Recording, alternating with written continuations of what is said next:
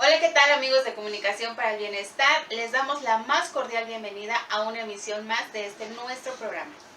¿Sabían ustedes que el maíz fue domesticado en México hace más de 10,000 años por mujeres indígenas y que hoy día está en peligro de desaparecer?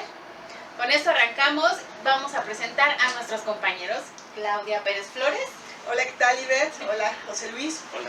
Y José Luis Flores Torres. Hola, ¿qué tal? Un gusto saludarlos. Y justamente el tema que hoy nos convoca es porque hace unos días se celebró el Día Mundial contra los Productos Transgénicos. Y bueno, y en este país, México, no es un tema menor, y en toda Latinoamérica, que es la zona geográfica donde más se ha permitido la producción comercial de este tipo de agroalimentos. ¿Por qué no empezamos, Clau, definiendo un poco qué son los organismos genéticamente modificados vivientes o, Sí. como les conocemos muy coloquialmente, transgénicos? Bueno, lo que nosotros hemos visto, o lo que se publica sobre qué es un organismo genéticamente modificado, pues es justamente eso, ¿no? No es un organismo transgénico, así se le llama, ¿no? Como un organismo modificado. Y también se le conoce con las siglas, ¿no? OM también. Entonces, bueno, pues justamente tiene que ver como con un organismo que ha sido alterado, ¿no? Y que tiene que ver también mucho con esta parte tecnológica y también de ingeniería, ¿no? Entonces yo definiría así, como un organismo que ha sido modificado o mutado. ¿Cómo son estas mutaciones o cuál es el papel de la ingeniería? ¿Qué se hace pues en los agroalimentos para que puedan ser considerados en esta categoría? Eso es interesante porque de repente nos puede sonar como algo ya de entrada negativo o ya de entrada como ya un punto incorrecto, pues la modificación, pues aún no se modifica. Así ha sido siempre y así tendría que ser el maíz o la papa. Y no, en realidad la ingeniería en la agricultura, pues digamos, ahora se hace en las universidades, ahora se hace en los institutos, etcétera, pero siempre ha existido. Es decir, el maíz, como lo conocemos, bueno, ahora ya es muy bonito, sus mazorcas, ¿sí? Es decir, y hay una variedad muy, muy grande de maíces, ¿sí? Pero, desde luego, hubo un proceso en el cual la plantita de maíz, que era nada más una plantita, que tenía sus dientecitos de maíz. Teosimple, exactamente, esa es la palabra clave. Empezó a modificarse y a mejorarse espectacularmente, pero en ese entramado pues hubo mutaciones, hubo cambios, hubo mejoras, hubo selección natural, se seleccionaron las mejores semillas, desde luego, y desde luego hubo una mutación. Entonces de repente ya le ponemos un punto negativo, ya no se toca, se ha tocado y se seguirá tocando, desde luego, los productos agrícolas, y no necesariamente tienen que ser para mal, y no solamente se ha modificado la manera como de cultivarlos o de irlo reproduciendo, sino los procesos mediante los cuales el maíz se convierte en alimento. Hablábamos de la nixtamalización. Bueno, ahí todavía no es alimento, pero en un ingrediente, por así decirlo, ¿no? Claro. Que es cultura, a final de cuentas. Bueno, pero digamos aquí entonces que esta mutación que se hace de manera, digamos, no industrial, sino que todavía es un tema muy cultural, muy manual, que se fue dando a través de la compartir semillas, un poco generar saberes, qué semillas se puede producir en el sur, qué semillas se puede producir en una zona más árida. Es decir, sí hay un proceso de transformación desde la domesticación misma, pero digamos que va acompañado con todo un elemento cultural a su alrededor. Y comunitario. Comunitario, que va generando saberes. Digamos, hasta ahí todo bien. Pues la mutación todo bien, ¿no? Pero ¿qué pasa en esta ingeniería cuando ya en un laboratorio se inserta un gen de otra especie, generalmente bacterias, para hacer a esa semilla mortal para las plagas, ¿no? O sea, se le inyecta un veneno para cierto tipo de agente natural que al final cumple una función medioambiental, ¿no? Y hace una semilla mortal. Y justamente estas, digamos, injerencias artificiales, no culturales y mucho menos comunitarias, han provocado toda una serie de discusiones en la esfera pública alrededor de los transgénicos. ¿Cuáles serían estas cosas de las que se habla? ¿Por qué se sataniza esta? Bueno, pues porque hay opiniones a favor, opiniones en contra, y estas polaridades, por así decirlo, pues también a veces tienen que ver con los organismos, ¿no? que defienden justamente el hecho de que empresas transnacionales no se involucren, ¿no? En pues la parte de la producción, por así decirlo, de algunos productos como es el maíz, como es el arroz, como es, no sé, el algodón también. Pero esta polémica como que también a veces nada más se toma desde un punto de vista y no desde la parte social, como lo mencionaba, ¿no? Desde la parte cultural. Entonces hay una narrativa de donde también se habla de estas empresas en las que hay varias, ¿no? Por mencionar, bueno, hay varias empresas que justamente le apuestan, ¿no? A esta vía como un camino en el que se puede como producir la alimentación, pero también hay estos mitos porque se cree que se producen porque en la población no hay suficiente alimento como para proveerlo a la población, lo cual tampoco es cierto. Entonces creo que en esas polaridades de estar a favor o en contra, pues también tendríamos que ver o abordar un poco más o profundizar mucho más en lo que se ha trabajado, en lo que las naciones mismas han permitido o que han reglamentado o que no permiten, etc. Entonces el tema también es bastante amplio, que tiene que ver con las transnacionales, tiene que ver con la parte del campo, tiene que ver también con una parte de la ingeniería, como lo mencionaba José Luis, pero también con la parte cultural, y esa es la que a veces como que se deja a un lado.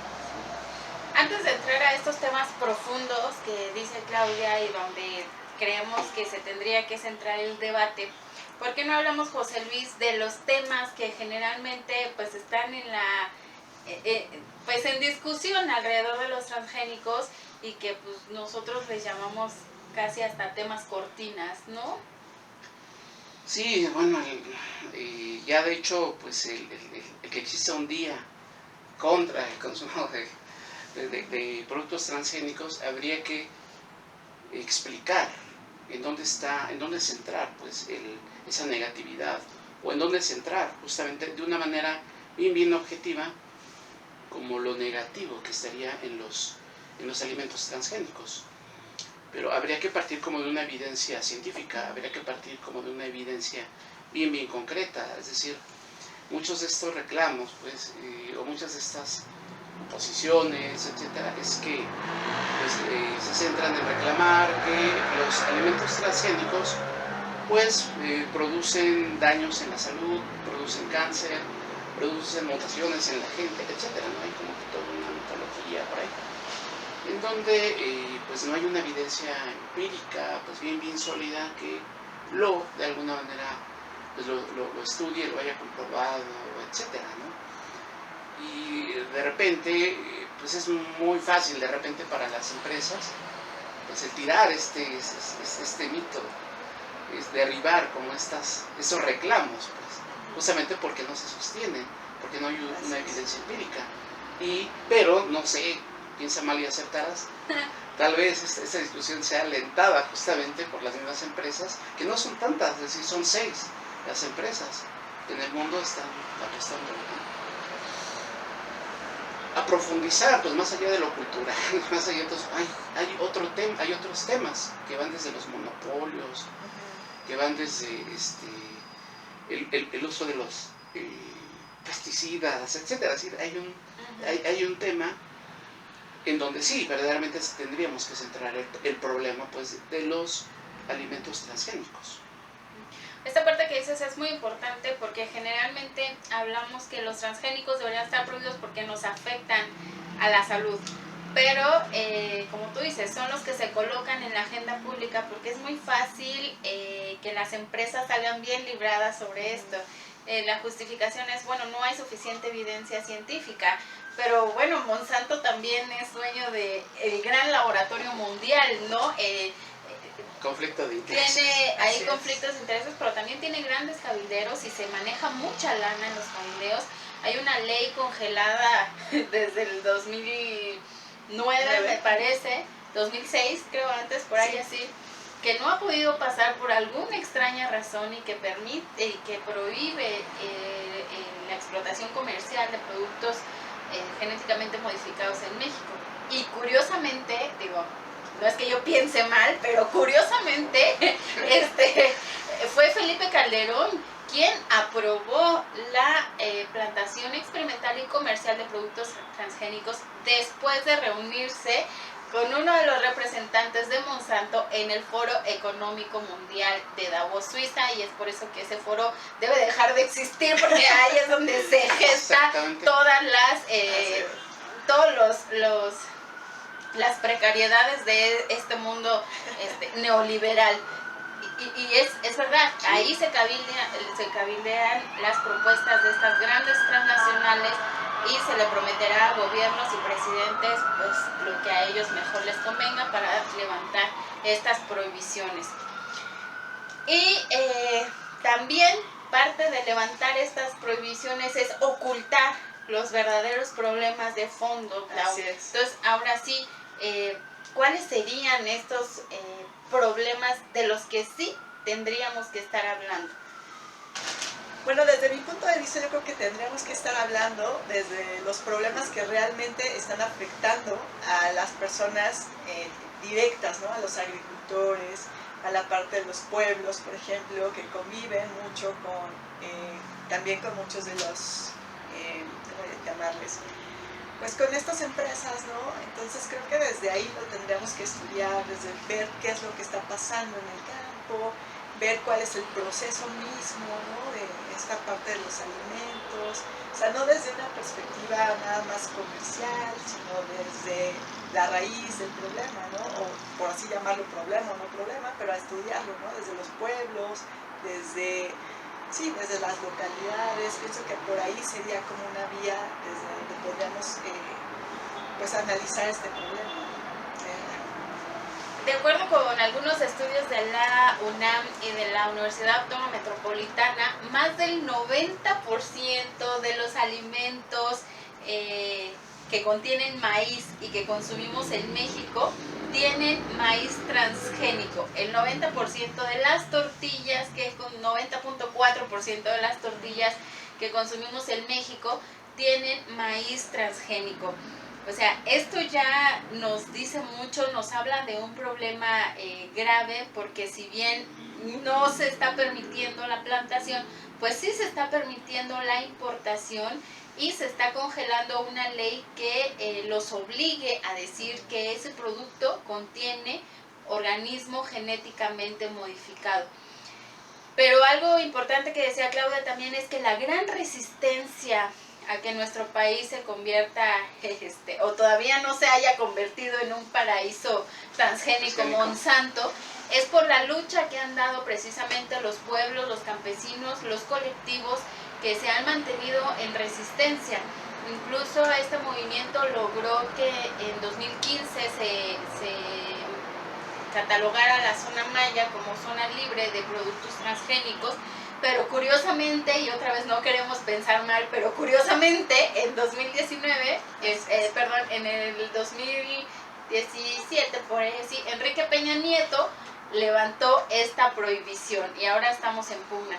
El presidente Andrés Manuel prometió que no habría producción transgénica en nuestro país, pero tampoco se ha aprobado una ley al respecto. Entonces, ¿en dónde estamos? ¿Cuál sería nuestro amparo? Híjole, muy compleja la situación. ¿De qué sirve que en México no se, de repente, pues, hay este tipo de prohibiciones, ese tipo de resistencias, si nuestro principal socio comercial es la meca de los productos transgénicos, ¿no? Uh-huh. Todo lo que se importa, el maíz que se importa de los Estados Unidos y que aquí lo estamos consumiendo, me parece que es una de las vertientes por ahí de esa problemática. Desde luego que lo consumimos, desde luego que está presente ya en tortillas, no en la producción tal vez, pero sí en el consumo, por así decirlo. Pero para allá vamos, y ese es otro tema que ahorita lo tocamos, pero hay otros problemas. Me parece que desde el tema de los monopolios, esa empresa que has mencionado hace ratito, Monsanto, que de santo no tiene nada, pues. Pero aquí habría que entender para qué se modifica genéticamente un producto. Para hacerlo mejor, para hacerlo más saludable, para hacerlo más resistente a las sí, claro. a las plagas, etcétera, ¿no? Entonces, bueno, Monsanto, además de que te vende la semilla transgénica, también te vende el herbicida, por así decirlo, para matar la planta mala, para matar, por así decirlo, pues toda la hierba pues que perjudica, que estaría perjudicando a la plantación de maíz, por poner un ejemplo. Tal vez el alimento transgénico no tenga una repercusión en la salud, pero el herbicida sí estaría contaminando, son herbicidas muy fuertes, estaría contaminando la tierra, que estaría contaminando el agua que muchas veces es de consumo humano, o bien es de consumo animal, etcétera. Entonces ahí tenemos otro tema en donde sí hay que estar sumamente preocupados, pues. Entonces Monsanto te vende el problema y además te vende la solución. Y el medicamento por si te da cáncer, ¿no? Sí, exactamente, porque también ya se asoció con Bayer. Le compró Bayer, ¿no? Que es otra de las 6 monopolios, ¿no? Junto con DuPont y con algunos otros. Todos los genera dinero.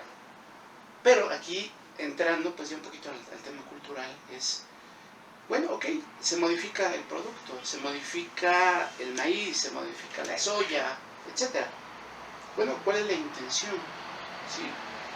Hacerlo más resistente, hacerlo más sabroso, hacerlo más nutritivo.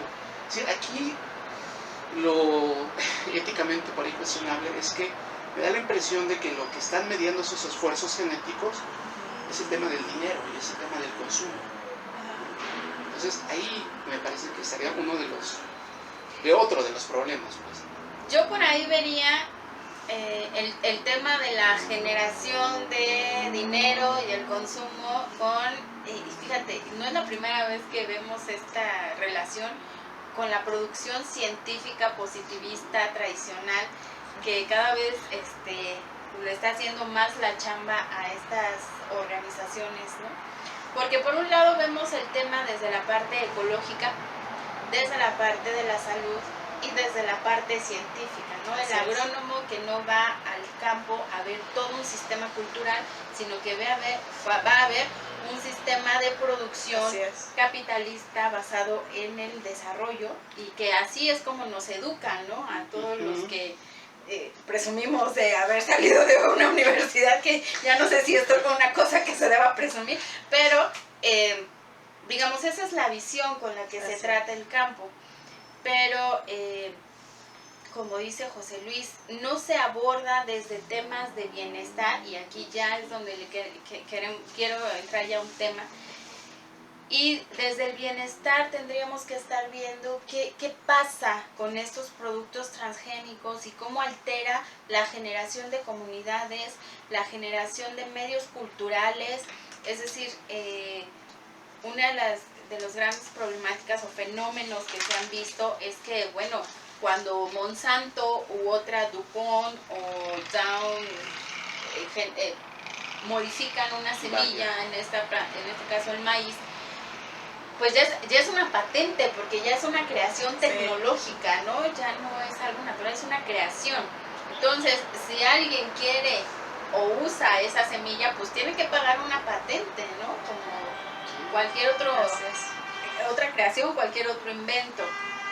El problema es que las plantas no son focos, ¿no? Las plantas atraviesan por un proceso natural que es la polinización. Y por ahí se habla del efecto mariposa, pero también del efecto abeja y del efecto todos los polinizadores. O el efecto sembrar misteriosamente.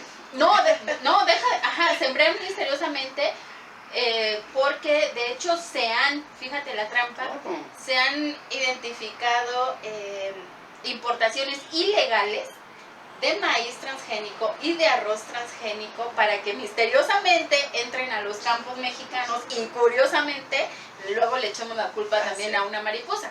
El tema es que si esta semilla modificada llega a un campo de algún pueblo, de algún municipio, y el campesino obviamente no lo sabe, pero puede llegar Monsanto con la mano en la cintura y decir, hey, eso es mío, o págame, o cómo le vamos, o vete a la cárcel, como sucedió con muchos campesinos en Estados Unidos, y que creo que ahí es como el meollo del asunto, ¿no?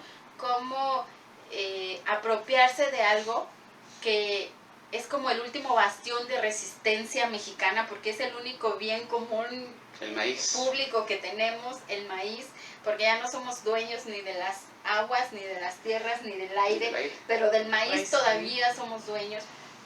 ¿Qué pasaría, Clau, entonces, si de repente Monsanto llega y dice, ay, ¿qué creen? Ya no son dueños del maíz. Muchas gracias por domesticarlo, llevarlo al mundo, pero hasta aquí llegó su participación. Híjole, pues hay una exterminación cultural, ¿no? O sea, porque el maíz nos ha identificado pues, desde siempre, ¿no? Y tenemos toda una cultura que gira en torno al maíz, ¿no? Desde los pueblos, desde cómo llega a las ciudades, ¿no? Cómo lo consumimos, los productos donde lo consumimos, ¿no? No solamente la tortilla, ¿no? Hay diferentes productos donde está presente el maíz y también es parte de, pues hasta de la identidad, ¿no? Entonces es justamente, pues quitar, ¿no? Y así como cortar mucho de esta historia, mucho de lo que nos ha conformado, mucho de lo que nos identifica, ¿no? José Luis mencionaba un término, no recuerdo ahorita, pero justo es eso, ¿no? Como culturicidio, ¿no? O sea, eso me refiero, o sea, justamente sería esa parte, ¿no? Ir hacia eso, porque al final los mexicanos nos identificamos con eso. Y lo vemos en el día a día, en la cotidianidad, a través de lo que consumimos, la parte de la tortilla que está en la mesa, ¿no? No sé, en los pueblos, por ejemplo, todavía hay personas que hacen, o también aquí en la ciudad, tortillas a mano, ¿no? Y entonces buscamos desde los esquites, los elotes y toda una parte cultural bien interesante. Entonces sí habría un culturicidio, como lo han definido ustedes, ¿no?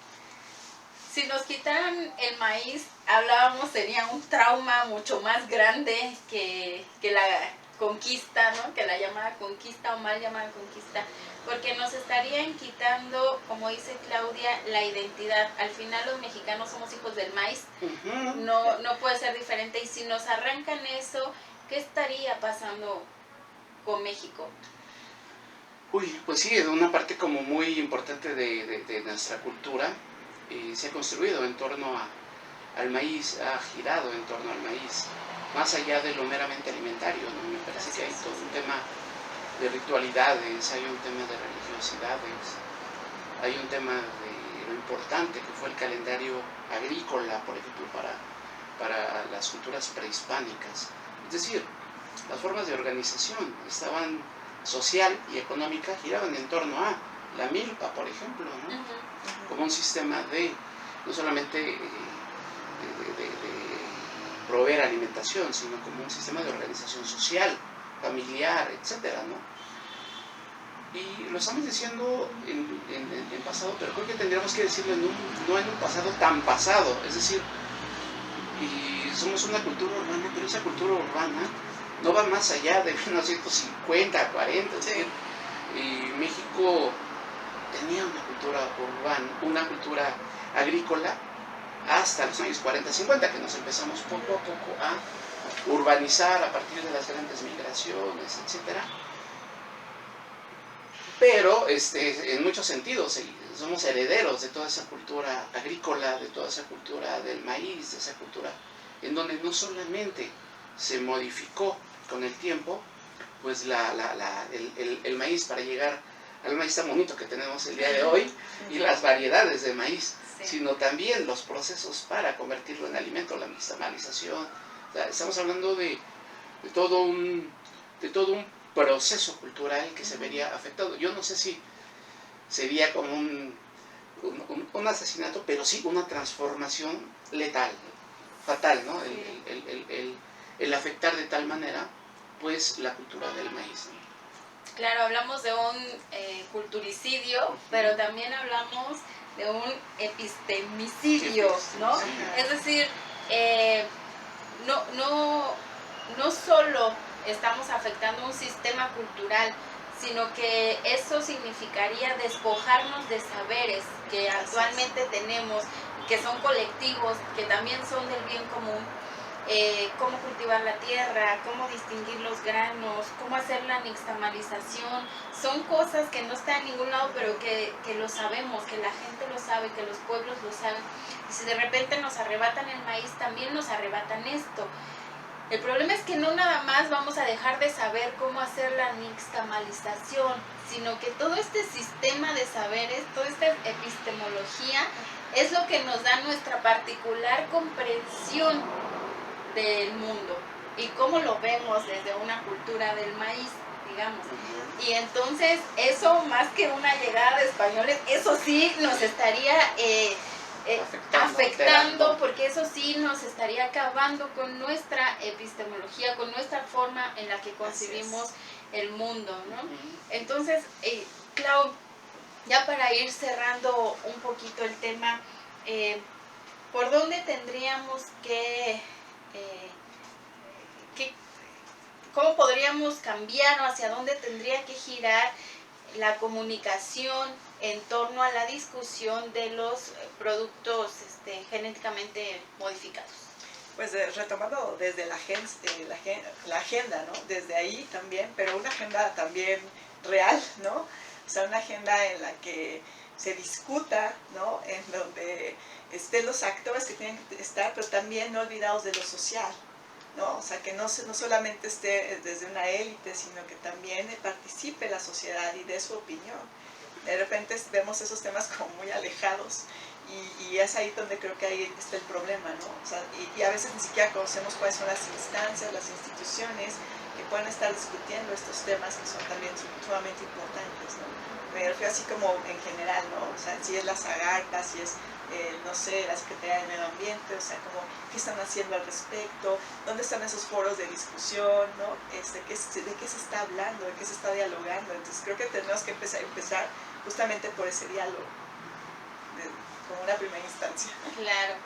¿Por dónde atravesaría una comunicación para el bienestar en este tema de los transgénicos? Es todo un tema, me parece que habrá que ver si efectivamente el transgénico está sirviendo en términos generales al bienestar, o bien está sirviendo a alimentar un sistema capitalista, un sistema depredador. Es decir, el tener plantas más resistentes a las plagas, el tener productos más nutritivos o más grandes, etcétera, ya sean modificados en laboratorio o no, han contribuido a resolver problemas reales, como es el hambre, por ejemplo. ¿Ha ayudado a resolver el problema del hambre? Creo yo que no. Creo yo que el problema no es tanto de producción, sino tal vez de acceso a justamente esos productos, entre muchas otras vertientes que tendrían el problema del hambre. Entonces yo creo que tendría que cambiar un poco la perspectiva, pues, de los productos genéticamente procesados, pues. Sí, tendría que convertirse en una herramienta, pues, para resolver problemas reales y para generar el bienestar en la gente. Falta que esas 6 empresas no lo permitan, desde luego, y que no nos cobren patentes, ¿verdad? Pero estamos hablando del mundo ideal. En el mundo ideal, todo eso tendría que servir para, si estamos modificando para bien, ¿sí? para beneficiar a la planta, para beneficiar al maíz, etc. Pues esos beneficios se quedan en 6 empresas. Pues, ¿qué pasa? No hay bienestar, no hay nada. Claro. Pues, no se está resolviendo ningún problema.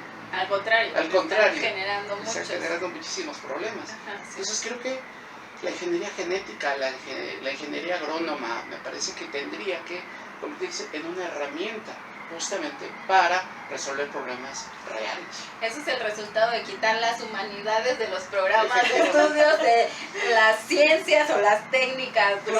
Más Chapingo, más ciencia social ahí, ¿no?